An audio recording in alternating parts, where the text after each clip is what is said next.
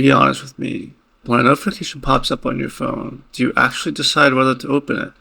Or does your thumb just do it before your brain even catches up? Yeah, most of us don't have a filter, we have a reflex.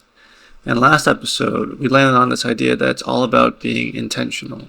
So today, I want to give you the actual filter, something you can use in like 2 seconds every time. But before I give you my version, let's check this against the research. I'm going to ask Claude what actually separates a notification worth opening right now from one that can just wait. What separates a notification worth opening immediately from one that can wait, waited or ignored? Does it require something you can decide right now? So, say you get a message saying that something not that urgent but can be waited till later. Maybe you can wait till later. Who's the sender, and did they choose to send it specifically to you? What's the actual cost of waiting an hour versus ignoring it for a day?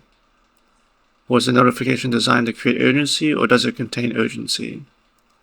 Is checking it now actually solving anything, or just resolving your discomfort?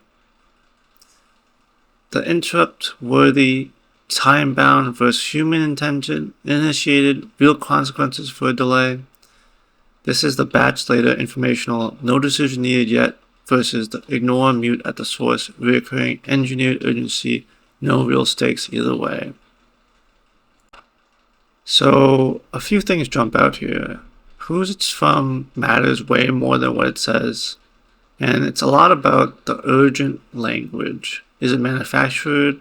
On most things, do they feel time sensitive, or are they actually not? So here's the filter. 3 questions before you open anything. Question 1. Who is this actually from? Is it a person or a system? Question 2. Does this actually need a response today, or is it an urgency fake? Question 3. Is this a real test, or would I be upset if I didn't answer this right now? The honesty in it matters. Okay, but for the stuff that fails the filter, what do I actually do with it? You can first kill the badge count. Does it matter if I kill it? If it doesn't, just kill it. Second, do we batch it? We leave it till later, we give it some time, and we can check on it later and think about it. Third, we mute it by type, not by app. Don't nuke the whole app. We can just figure out the one notification type and just filter out and kill the rest. So here's where this lands. It's not about ignoring everything, it's about deciding on purpose instead of reacting on reflex. That's it. If you want one more thing to do today, pick one app, run its notification through some of these 3 questions, mute whatever fails.